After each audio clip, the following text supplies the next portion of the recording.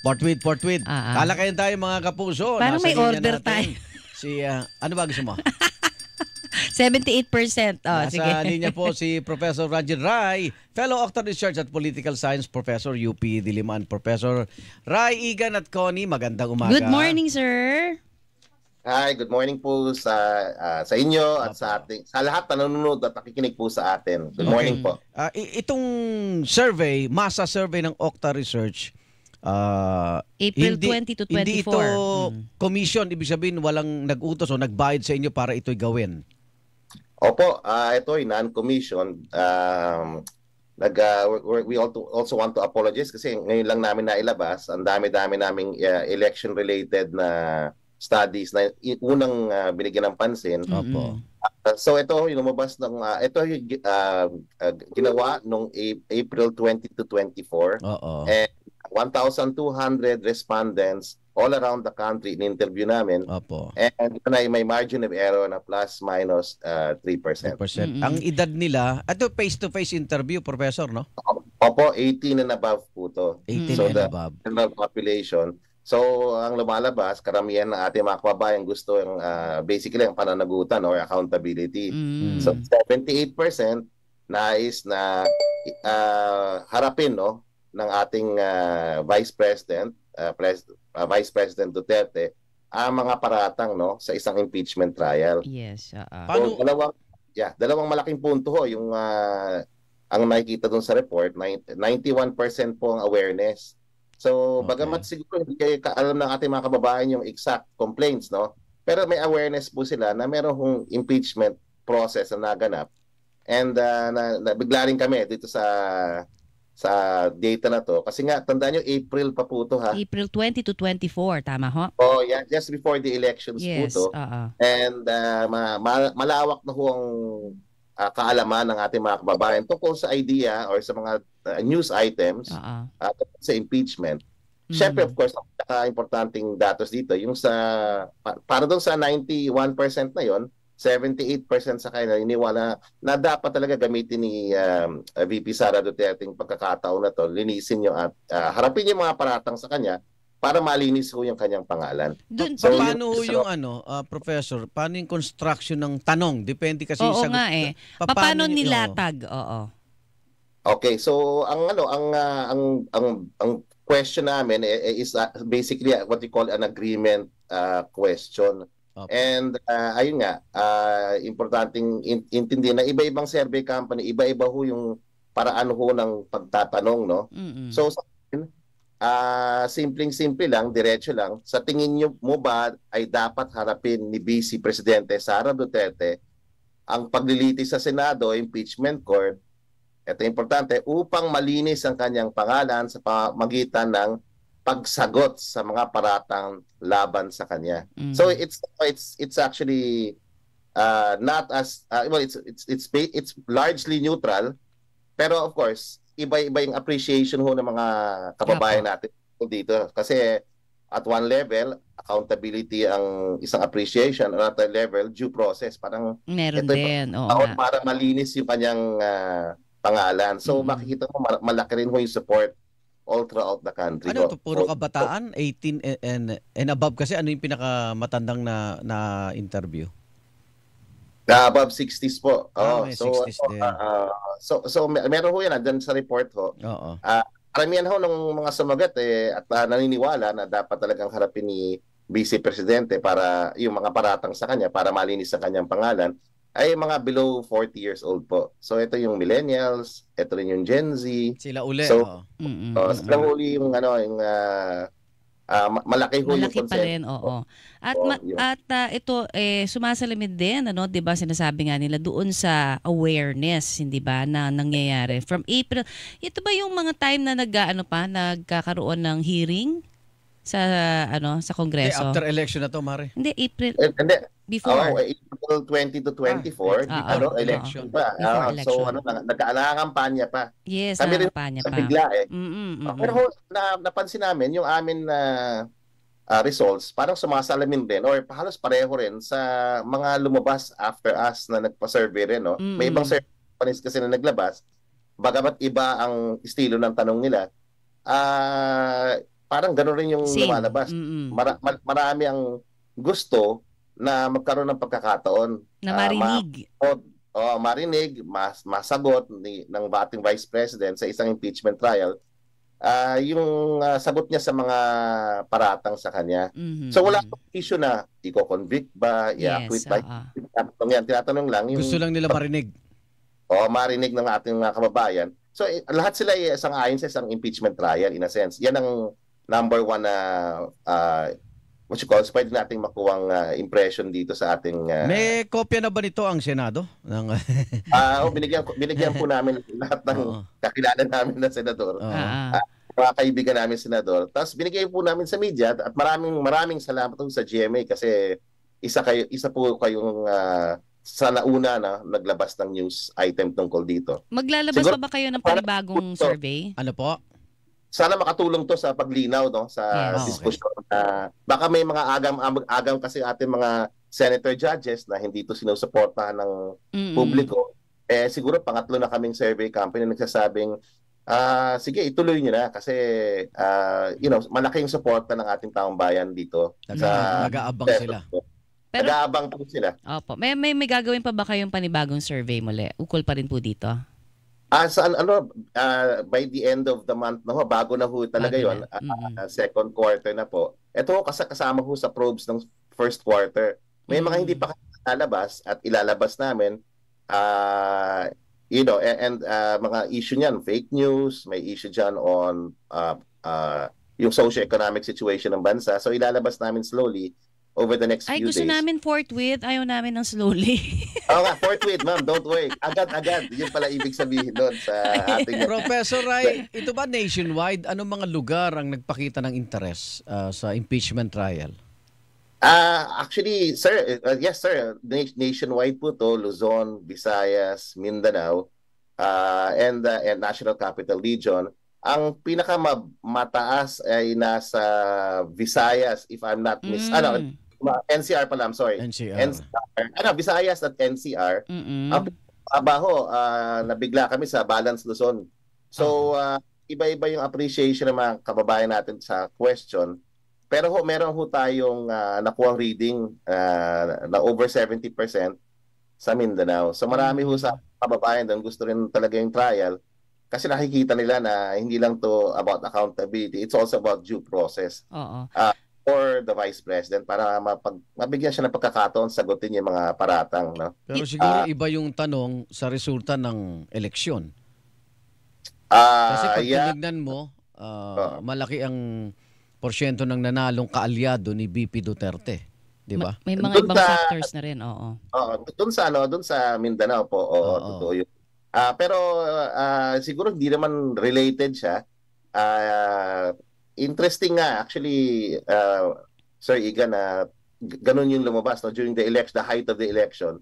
Meron pa rin talagang pananaw yung mga ating kababayan na kaya nilang hindi kasi ako nung divorce yung politika sa idea ng accountability and due process. Kasi ako nung pumipili ako Senador Professor Ray, nasa isip ko impeachment 12 dito ang uupong judge na. Yeah, that's true. Yeah, so talagang binigyang bigat ko yung sino dito ang talagang sa tingin ko ay titignan ng ebidensya. Oo naman, dapat. At yung proseso ay masusunod. Kasi yung alam ko na boboto ko mukhang magbubulag-bulagan na sa makikitang ebidensya, talagang ang loyalty nila ay na kay BP Sara Duterte. Kaya marami siguro sa ating mga kababayan, the way they appreciated the questions, the same way that you appreciate it. It's a call for accountability. Kaya sabi nila, ituloy natin to. At natin wala pa yung konteksto ng tanong. Nung tinanong namin, ang pakay lang namin is to find out how people thought about her attending the trial, engaging the trial. Kasi wala pa kontrobersya nung panahon na yun, ginagawa yung tanong na hindi itutuloy, wag lang ituloy, wala sa pinag-ganon So ito ang assumption namin, itutuloy talaga. So yan lang siguro response na ating kababayan. Tuloy natin para at one level, due process, another level, accountability.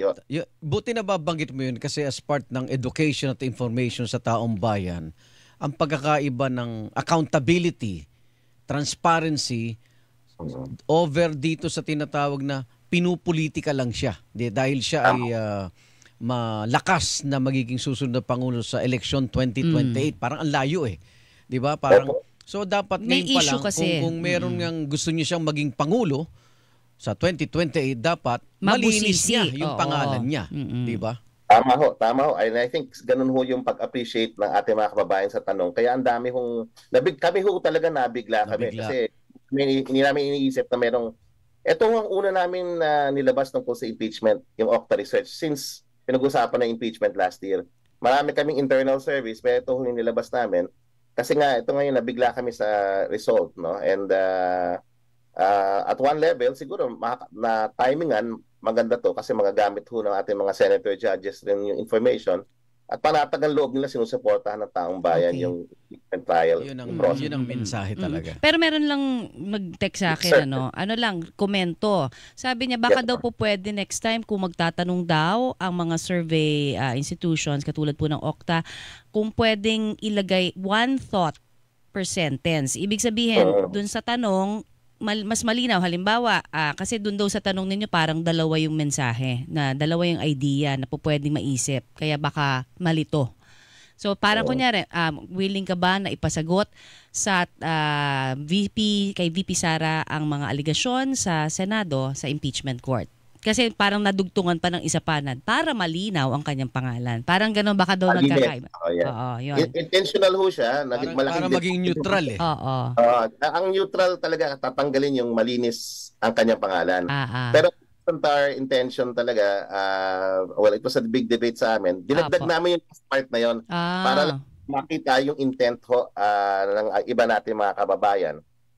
So, yun ang napagpasyan. Pero magandang hong suggestion na pagdebatehan na namin talaga yan, na dapat talaga tinanggal yung para malinis yung kanyang pangalan. Adding that, may dimension na kita sa Mindanao na there are people who actually see it not just as a political weapon against her, but actually see it as an opportunity po. To clear. Her name. And I think siguro na timingan yung konteksto ngayon, ibang-iba nung ginawa namin yung tanong. Na timing na ito pala ang diskusyon ngayon kung itutuloy na weaponized yung na-politicize masyado yung impeachment process. At nakita naman natin, marami na sa ating bayan nagsalita na dapat ituloy yung pero impeachment process. Kasama na doon yung Department of Political Science ng UP Diliman na naglabas na. No? Kasama ako doon sa departamento niya. Naglabas na kami ng position paper. And yun nga, ganun rin kasama ng mga iba nating kababayan yung pag-encourage sa ating Senado na ituloy na yung proseso ng impeachment trial. Bakit nga ba medyo nahuli-ho itong paglabas nyo ng resulta kung April 20 to 24 pa pala ito nagawa? Yes ma'am. Actually, marami kaming nabinbin. Karamihan sa amin sa Okta mga faculty members sa UP Itong last, by May, we had already finished most of our reports. At saka marami pa kami tinapos na mga researches na related dun sa survey aspect namin. Ito na process namin, hindi rin kami naniniwala initially, kaya nag-recheck pa kami, ma'am. Nag-recheck pa kayo? Kasi mataas po masyado sa Mindanao so yun nga, ang tingin namin, yung tanong nga, tama yung sabi mo, siguro we'll try to conceptualize a more neutral question in the although this is parang one thought per sentence, parang gano'n. From a satisfactory point of view, it was still neutral. A better conception, yung gaya ng suggestion nyo, is to make it even more neutral, maybe in quarter. Lalo na when the trial starts. Yes. Iba rin kasi yung objective namin ng April nung kinonceptualize namin. We want to find out if people saw it as a tool not just for accountability but also for due process. I see. Doon okay. Vice President natin. And I think successful naman yung tanong I think teasing out perspective among our kababayans na nakikita nila itong pagkakataon para malinis yung kanyang pangalan. Sana, yun nga, malinaw na yung pananaw ng ilang senador na naguguluhan pa rin. Itong 78% na Pilipino ang gusto na harapin ni VP Sara Duterte ang impeachment trial. Kasi hindi lang naman din kayo ang kaparehas na naging nag-survey, hindi ba? Pag ganun din naman yung sa iba. Tama, Ma'am Connie. Excellent suggestion and well-meaning and we will adjust. Lalo na sa second quarter kasi hindi na iba na yung konteksto eh. 2 weeks ago, 88% nga yun sa SWS strap base eh. Nag-collab sila eh. Yun din ang lumabas. Ganun din ang lumabas. So yun talaga yun naman after election ang ginawa nilang survey. Sila before election. At saka sa nakikita rin naman natin, hindi lang sa survey, may mga panawagan na ngayon, iba-ibang mga civil society groups, 'di ba, na talagang University Academy. Yung mga university academies, mga law professors and experts, lahat po ay parang nananawagan na ituloy, hindi ba? At meron pa silang mga prayer vigils, and ito ho parang pagpapakita na rin siguro na buhay ang demokrasya sa atin. Huwag talaga. Ganun tayo maging tandaan natin yung aral nung nakaraan, Professor, hindi binuksan ang brown envelope. Tignan nyo nangyari. Kaya impeachment yun. Yes, impeachment na trial. Din yun. At saka gusto kong isipin talaga na buhay, di ba? Lalo na araw ng kalayaan. Kaya dalawang Tama. Diba? Kaya buhay na buhay. Dalawang termino itong wag nating kalimutan, accountability and transparency pagdating sa gobyerno. Dahil ito wag makatakas yung mga pondo ng bayan ito. At saka wag nating patakasin yung mga sinasabi na matataas ang posisyon na maaring umaabuso sa kanilang kapangyarihan kung sakasakali. Totoo yan, Ma'am Connie. Yan ang isang malaking nakikita namin sa survey na dapat patas ho. Pagdating sa laking impression yan sa ating mga kababayan na hindi patas yung batas dito sa and while marami sa kanila hindi pa alam kung guilty ang ating Vice President, they just really want to hear her answer to the various cases hurled against her. Okay. So magandang opportunity for both sides to use the impeachment process as a tool for both accountability and due process. Not just for the Vice President but for our kababayan. Kasi tandaan natin yung article ng ating Constitution is clear there. It's there to protect the people from bad leaders. Kaya itong impeachment process, pagkakataon siya for accountability and due process or for both sides, both the people and our Vice President. All right, thank you. Kaya kasi sinasabi namin dito, hindi porket binuksan ng impeachment trial, guilty na yung na-impeach na official, di ba? Kailangan lang may proseso na dapat harapin, masagot laban dun sa mga umaakusa, di ba? Para mas malinaw, halimbawa yung pangalan ng ating Vice Presidente in the future. Base kasi sa ebidensya. Ebidensya. Tama po kayo, Ma'am Connie. Alam na, yung education to para sa ating kababayan dun sa legal process na rin. Na hindi lang dahil allegation, yung ebidensya na yan. Kailangan pakinggan natin, no? Ano ba ang totoong ebidensya? Ano ba tayong hindi dahil sinabi lang, yun na yung katotohanan. So, it will be an education para sa ating mga kababayan. And I hopefully sana nakikita ng Senado na opportunity to both broaden and deepen our democracy through these through the start of these processes. Okay. Implementation of these processes. Maraming salamat po. Thank you, Prof. Professor, ingat ka. Salamat sa pagpapaliwanag sa inyong survey. Okay. Thank you. Professor Ranjit Rai, Fellow Octa Research at Political Science Professor sa UP Diliman, kaugnay na sinagawa nilang survey, yung tugon ng masa survey. 78%. Kinikilingan, walang pinoprotektahan.